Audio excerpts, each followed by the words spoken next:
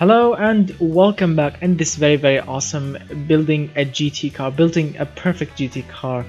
And yes, I did a perfect GT car video before, but in this video we will be making a really great one, because as we all know, and like most of us, of course, like 99% of us watched, of course, Top Gear or the Grand Tour. And according to our three legendary TV hosts, Jamie Clarkson, Richard Hammond, and of course James May. According to them, a perfect GT car should be powerful, economical, and should be comfortable, should be practical, and of course should be fuel economical, as I mentioned. So to make this kind of perfect car, and it's not easy actually. It's a little bit of challenging, because Aston Martin currently they are making great GT cars. Ferrari are joining them. Porsche has been making these GT cars for years, like the 911, and of course a lot of amazing companies make amazing GT cars. But to make a new one, a perfect one in every single way, it's not easy, because if you want to make a powerful engine, the engine will not be fuel economical. If you want to make an economical engine, it will not be that powerful. The suspension, for example, if you want to make a comfortable GT car, it will not handle great. And if you want to put a high performance suspension that can make the car to handle perfect, it will not be comfortable. And you need to make the car light, but not so much light that the interior will not be any kind of comfort, any kind of comfortable. You want to make it comfortable at the same time, and you want to make the suspension to take heavy loads of luggage, because this is a GT car and you want to use it as a traveling car, a commuting car from a place to another place. Like for example, here in Saudi Arabia, it's a very large map. Saudi Arabia is a very large country, and if you want to travel from a city to another city, you want a comfortable car with a good air conditioning, and with a good fuel economy, and with a comfy suspension at the same time, and the car should be safe, of course. And well, in a sports car, in a GT car, you need to have all of this in one car, like all of this, every possible thing: power, torque, fuel economy, as I mentioned, comforts, good handling, good brakes, good suspension, good everything. And it's not an easy job, but I'm really sure that I did pulled it off in this video. I did make a perfect GT car, as you will see at the end of the video, and as you will see right now. So before we start with all of the specs, I would love to remind you guys that if you really enjoyed the video, hit that like button. If you are new to the channel, get subscribed and share the video if you want to share it, and of course hit that notification bell button so you can get a notification each time I release a new video. And if you want to request a video or request a custom car or a custom engine, I will tell you at the end of the video. So let's start with the specs. We have an aluminium panels, or aluminium body, in essence, like as you can see, the quarter panel, maybe the doors, the roof, and of course the hood, the trunk, sometimes the bumpers. But the bumpers, no, they are made from plastic, I'm sure of this, but you get the point. Like every possible panel is made from aluminium, which will make the car light, and it will still be safe. It will not be for example, if you are using fiberglass is a very amazing option if you are building a very light car. But if you want to make it safe, it's not really good. So aluminium comes in between steel and fiberglass, which is awesome. Monocoque chassis, which is the best possible chassis you can put in any kind of car, sports car, family car, even SUVs. The best possible option is monocoque chassis, because it's very stiff, it's very safe, and it's very light, and it's not that actually it's not that hard to make in these days. In 2018, making a monocoque chassis is very popular in car industry. Back then in 2005, early 90s, well, it was very advanced. It was considered a very limited chassis for hypercars and supercars only. But these days you can see cheap cars, family cars with monocoque chassis, which is really awesome. Light, advanced, high-strength steel, which is the best material, I think, because using glued aluminium, glued aluminium is a very perfect option for a very limited car, like for a hypercar, for example, for a cheap hypercar. because glued aluminium is cheap. It's not that expensive these days, but the glue that they use it to glue the aluminium panels to each others to create the chassis, well, this glue is very, very expensive because they use it in crafting aircraft, or for example airplanes. And if you want to get that glue from the airplane factories, for example, or the airplane glue makers to use it in your factory, well, that is very expensive. It will cost a lot of money. So yeah, but it will still be but it will remain cheaper than using carbon fiber if you are building a hypercar. So light advanced high strength steel is the best steel available. It's light, it's very stiff, and it's very safe, and it's very perfect actually, as you will see later. Front longitudinal engine placement, because I want to put the engine in a very, very perfect and balanced configuration to make it rear-wheel drive, amazing balanced GT car, as you'll see. That's why longitudinal is the best option to go with, unless of course if you're building, well, like a hatchback or a small car, then transverse is your favorite friend. Moving on, we have a double wishbone front suspension, which is the best option.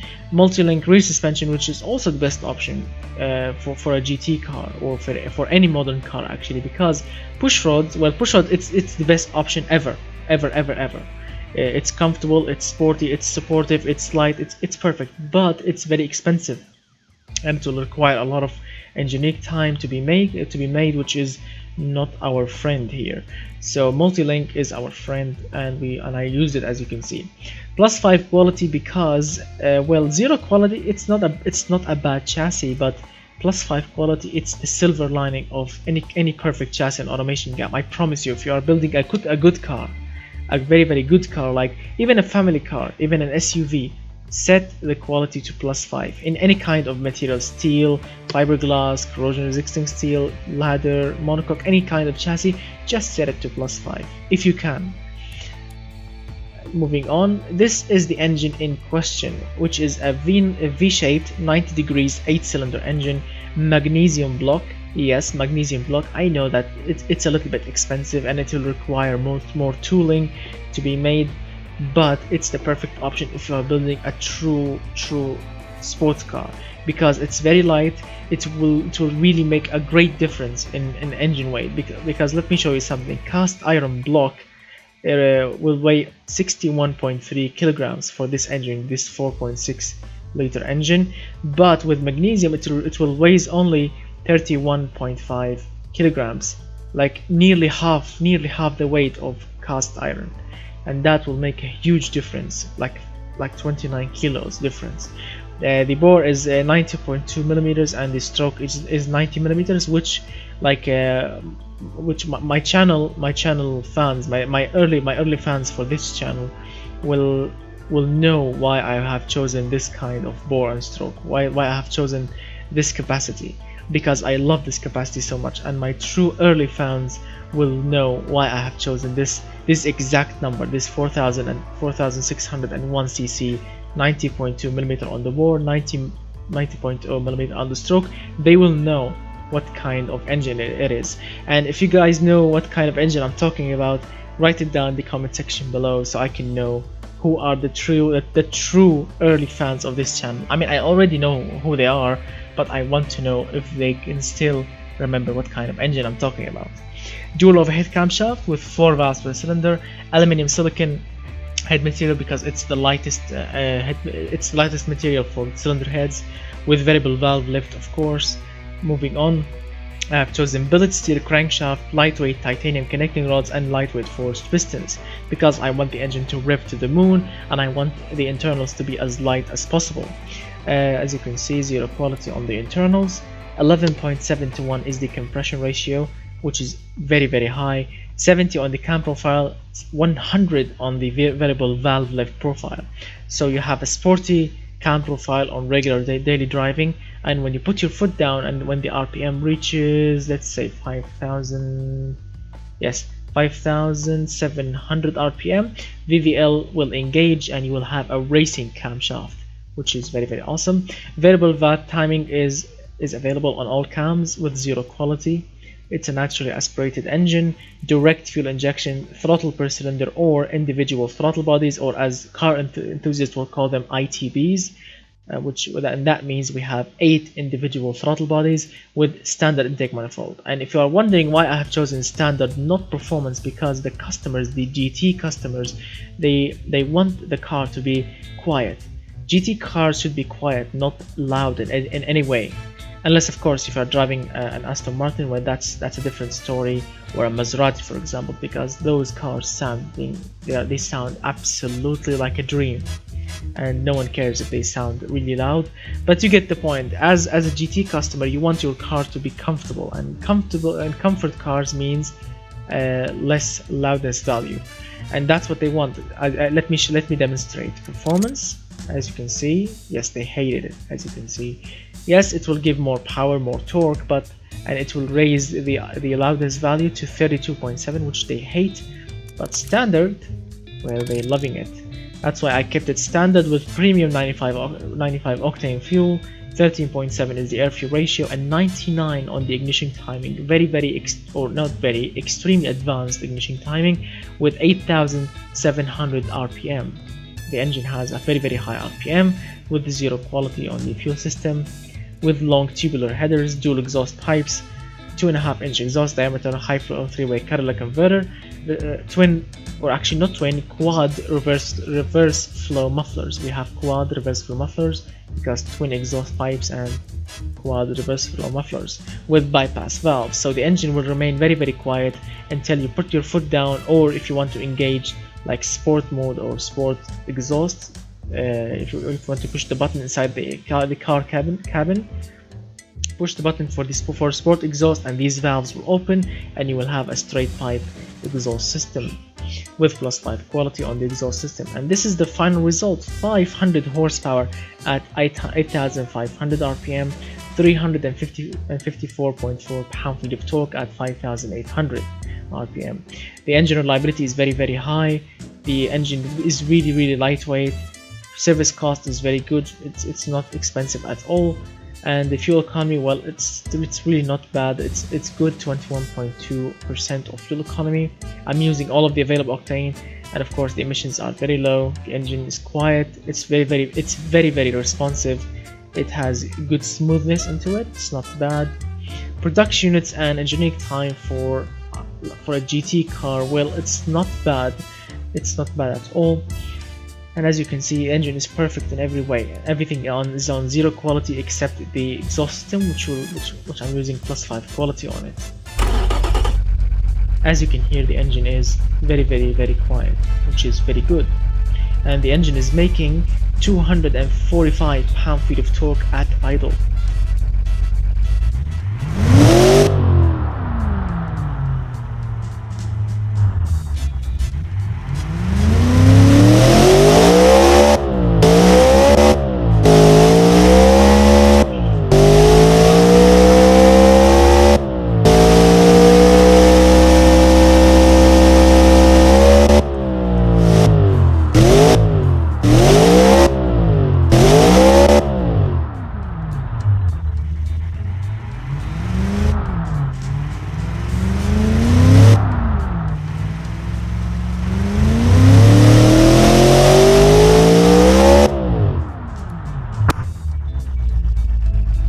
The engine is very smooth, very quiet, and very responsive. Actually, when you put your foot down, the RPM will increase like immediately, which is very awesome. As you can see, the engine looks very normal, nothing special. I mean, yes, we have individual throttle bodies, but with this cover here, I don't know, is this an intake manifold? I'm gonna call it an intake manifold. So with this intake manifold, looks very awesome, very neat actually, with of course the coilovers and the valve covers, and of course the long tubular headers. Everything is looking absolute perfect. So let's move on.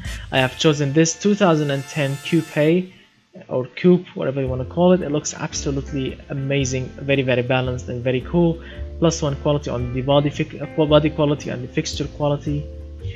And I have chosen, of course, this silver shadow color for the car, and the brakes. Let me make sure the brakes. Alright, so the brakes are perfect now. The brake calipers and the body uses the same color, which is very good. Moving on, so these are the fixtures that I have chosen for this car. These twin headlights, the front logo, the front grille, of course, and the side vents here with the indicators, indicators like, how can I say it in English? You get married together, or as a one fixture. They are built in as a one fixture with the vent, which will give the car more angry look, which I really like. And of course, we have the front lip and this very unique logo, the V8 logo on the front grille, which will give the car a classic look and a modern look at the same time. It looks absolutely amazing. So I have chosen these rims, these side vents, as you can see, with the side mirrors, the door handle, and another V8 logo here, with of course the fuel filler cap, these tail lights, which they look absolutely mean on the car, and of course the company logo, the license plate holder, twin exhaust pipes, and we have a down grille here with of course the reverse light, because these tail lights, they don't have there is no reverse light in those tail lights, so as you can see, I had to put it separately down here as a true sports car, and it looks absolutely amazing. And of course the car name, the LF 500 here, looks absolutely amazing with the rear spoiler, and of course the roof antenna. Everything is looking absolutely amazing, and the car is looking very beautiful, very elegant, and very sporty. Absolutely perfection. So let's move on. I have chosen this, the drive type is longitudinal rear-wheel drive, dual clutch gearbox, 7-speed or 7 ratios or 7 gears for the gearbox. 307 km/h is the gearbox top speed, 21 on the spacing, and electronic limited slip differential with 0 quality. As you can see, all of this will give the car, as you can see, 0 to 100 in 4 seconds on the dot, with 1.9% of wheel spin, which is perfection. And the car can give, as you can see, 18.3 miles per gallon, which is, I mean, yes, it's not you cannot compare it to an economical family car, no, but as a GT car with a 500 horsepower, nearly racing V8 engine in front, 18.3 miles per gallon, I consider it very good. Moving on, we have radial tires, sport compound tires, to 225 is the front tires width, and 245 are the rear tire width. We have, of course, 620 is the tire diameter with 17-inch rims, and we have 15 on the rear offset. The tires are balanced perfectly with magnesium rims, as you can see, so I can make them as light as possible. I really wanted to use carbon fiber rims, but the customers hated it so much. Although it makes the car very light, but they are not stiff. I mean, they cannot take as much beating as magnesium or alloy or even steel. Steel is the most heavy duty rims ever. They can take beating all day long. Aluminium are less reliable than steel, but they are still very stiff and very reliable compared to magnesium. Magnesium is a very light and very stiff actually material, but not as stiff as steel, and they cannot take as much beating as steel or alloy, but they are still very good, very light, and not that expensive. Unlike carbon fiber is extremely light. It's extremely light, but not reliable at all. A little scratch or a little bump will break the rim, and it will cost a fortune to replace. So yeah, that's why I think the customers hated it. So magnesium is the obvious option with 0 quality here. We have ventilated front discs and 6 pistons on the front brake rotor, 325 millimeters on the front rotors, and we have ventilated discs also on the rear with a single piston, and 300 millimeter is the rear rotor size, with 62 on the pad type, and 50-50 brake base, 50% to the front, 50% to the rear, 0 quality, perfection. Fully clad under tray, cooling flaps with active rear wing, 78 on the front lip and 99 on the rear wing, with 52 on the engine cooling and 100 on the brake cooling, with +1 quality. We have 4 seats. Yes, the car uses 4 seats. The GT customers, the Grand Touring customers, they want 4 seats, not 2.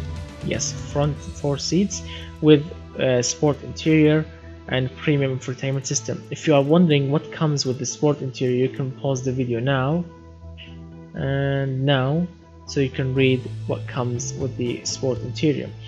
Also the same for the premium infotainment system. You can pause the video right now, so you can read what comes with the premium infotainment system.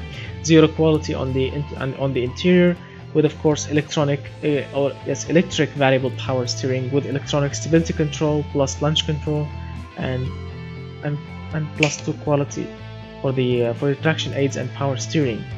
We have standard 10 safety with 0 quality, and let's move on. The standard safety, because it's the best option. It's really balanced between basic and advanced.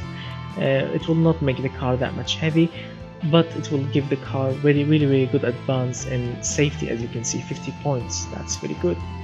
We have active comfort springs. Yes, the customers, the GT customers, they demand a comfortable car with a good suspension for handling, so active comfort is the best option. If you are wondering why, because it will still give the car very good sportiness value. It will still make the car to corner really hard, and it will keep it comfortable at the same time, and that's very awesome. It's like the perfect springs ever, but unfortunately they cost a little bit more, and yes, as you can see, it will cost 603.26, which is very expensive. Unlike progressive or standard will cost only $18, $18.10. That is extremely cheap. This one is 48. Yes, hydromatic suspension or springs. Yes, these are the most expensive one, because these are used in like Rolls Royces or Mercs, really comfortable cars. Not sporty at all, only comfortable cars. It will cost 844. That's extremely expensive. Air suspension will cost 422, and of course active sport and active comfort, they cost absolutely the same, but they are tuned differently, and the customers demand to have active comfort springs, which the car will have. Semi-active dampers, passive sway bars, and a very custom suspension setup. Minus 1.5 degrees of camber to the front, minus 1.6 degrees of camber to the rear. 2.60 is the spring stiffness in the front, 3.0 in the rear. Damper stiffness is 2.0 in the front, 2.20 in the rear. Sway bar thickness is 2600 in the front, 3000 in the rear, with 155.1 millimeters on the ride height, with 0 quality on the suspension, and it will give the car a very good handling experience, as you will see right now.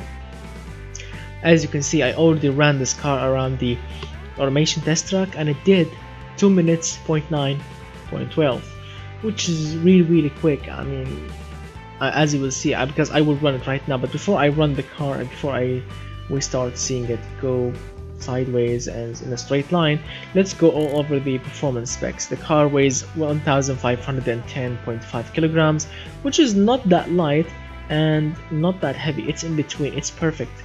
It's the perfect weight for a GT car, because we have a comfy interior, a sporty comfy interior with a good infotainment system, comfy suspension with a very good handling package, a powerful engine, a very light and powerful engine in the front, rear-wheel drive, electronic stability control. All of this adds weight, and still, man, we pulled it off. The car pulled it off with 1510.5 kilograms, which is very good. Weight distribution, well, it's nearly perfect. 53.5% to the front, 46.5% to the rear, which is very good. Power to weight ratio, it's awesome. It's not bad actually. 0.219, which I consider very good. We can tow nearly a ton, or 936 kilograms. Of course, this is not a towing machine, but it's a good thing to know that you can tow this amount of weight. You can put 564.4 kilograms of load capacity, people and luggage, which is very good. We have an active downforce for the rear. The front, if you are wondering why it's negative 19.9, well, I tried to put it to 100 here, but it made the car very slow, and it made it very uneconomical which was bad, very bad. And so I tried to slide it down 99, 98, 97, and I kept watching the sportiness value, the comfort value, and the GT customer likeness value, and it's perfect at 78. The customers are loving it. We have 65.2 points on the sportiness value, 44.3 on the comfort value. It's perfect on 78, and it did manage to get the quickest time around the test track with this number here, with 78 on the front lip. 99 also the same story. Engine cooling 52, because that's enough and that's perfect, because more engine cooling will make the car slower, because you will have a very open grille on the front. It will suck all the air, and it will have all the air into the engine, which will make the car which will make like a fence on the front of the car. It will make the car much slower, and it will require a lot of energy to accelerate and to maintain a very high speed. So 52, it will keep the engine cool, and it will not make the car or the engine to work twice as hard to maintain a very high top speed for this car. Because I promise, if you increase the cooling airflow, you will have a very slow top speed, because the car will not be as slick and as how can I say that? It will not be aerodynamical at all. So 52, it's the perfect number for any engine. It will keep the engine cool, and the car will still be aerodynamical. 100 on the brake airflow. Well, of course, you need to cool the brakes, and it will not affect aerodynamics for the car. So 100 is always the value to go with +1 quality. So as you can see, everything is perfect. No brake fading. Stopping distance is perfect. The car can corner really hard. The car can go 293 km/h is the top speed for it. 0 to 100 in 4 seconds. Quarter mile in 11.82, which is quick. It's very quick. I'm really impressed. Alright, so let's fire it up and see what's what, if we will keep this time, or if it will change, and how much speed you will reach here.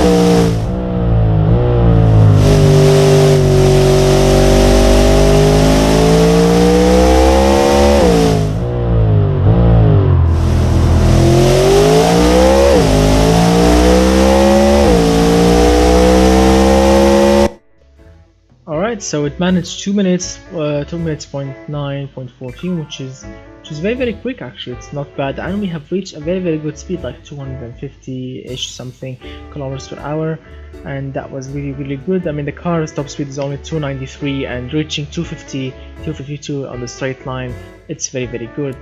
It's really good. And let's go to the airfield test track and see what's what.